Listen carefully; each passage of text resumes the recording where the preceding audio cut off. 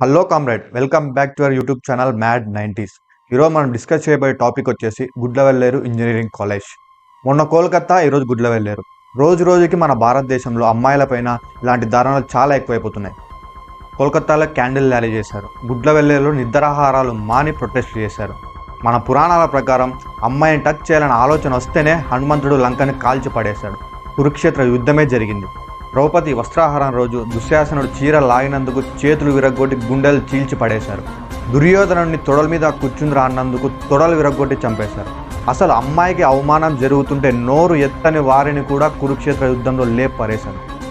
ఇప్పుడు కూడా అరబ్ కంట్రీస్లో ఇలాంటివి జరిగితే కఠినమైన శిక్షలు ఉంటాయి. కానీ మన భారతదేశంలో అమ్మాయికి అన్యాయం జరిగితే న్యాయం జరగడానికి కొన్ని నెలలు ఎదురు చూడాల్సిన పరిస్థితికి వచ్చాం. ఇలా వల్ల మన మగపిల్లలు చిన్న పిల్లలను ఎత్తుకొని ముద్దాడాలన్నా కూడా వాళ్ళ తల్లిదండ్రులు ఏమనుకుంటారని భయపడాల్సిన పరిస్థితికి మనం దిగజారిపోయాం. అసలు విషయానికి వస్తే మీరందరూ సోషల్ మీడియాలో చూసే ఉంటారు, ఆగస్ట్ 29 నుంచి ప్రొటెస్టులు జరుగుతూనే ఉన్నాయి. ఆ విషయం ఏమిటంటే, గుడ్లవెల్లేరు గర్ల్స్ హాస్టల్లో 28 హిడెన్ కెమెరాస్ ద్వారా 300కు పైగా న్యూడ్ వీడియోస్ రికార్డ్ చేసి బయట ఉన్న కాలేజ్ వాళ్ళకి అమ్ముతున్నారు.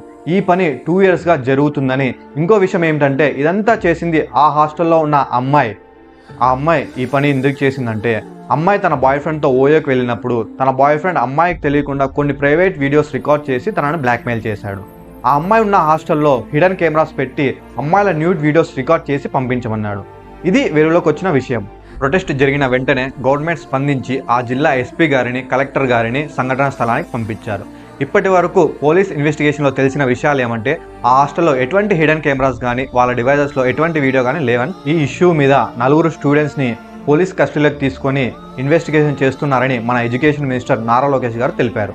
కానీ ఇక్కడ బాధ కలిగించే విషయం ఏమిటంటే, ఒక అమ్మాయికి సాటి అమ్మాయి దగ్గర సేఫ్టీ లేకుంటే ఇంకెక్కడ భద్రత దొరుకుతుంది? దయచేసి అమ్మాయిలందరూ మీ మొబైల్స్లో స్పై డిటెక్టర్ యాప్ని ఇన్స్టాల్ చేసుకొని ట్రయల్ రూమ్స్ ఇంకా పబ్లిక్ టాయిలెట్స్, కొత్త ప్లేసెస్కి వెళ్ళినప్పుడు దాని ద్వారా హిడెన్ కెమెరాస్ ఉన్నాయో లేదో చెక్ చేయండి. ఇంకా మీరు ఎంత నమ్మిన వారైనా మీ పర్సనల్ ఫొటోస్ ఆర్ వీడియోస్ని షేర్ చేయకపోవడం మీకే మంచిది. ఇక్కడ హ్యాట్సాప్ చెప్పాల్సింది అక్కడ ప్రొటెస్ట్ చేసిన అమ్మాయిలకి. ఇది రూమరో నిజమో పక్కన పెడితే, నిద్రాహారాలు మాని ప్రొటెస్ట్ చేసి ఈ ఇష్యూని నేషనల్ ఇష్యూగా రేస్ చేయడం వల్ల ఏపీ గవర్నమెంట్ త్వరగా స్పందించి ఇన్వెస్టిగేషన్ వేగంగా జరుపుతున్నారు. We stand with Gudlavalleru engineering college girls hostel. వీళ్ళకి త్వరగా న్యాయం జరిగి నిందితులకు శిక్ష పడాలని ఆశిస్తున్నాం. జై హింద్.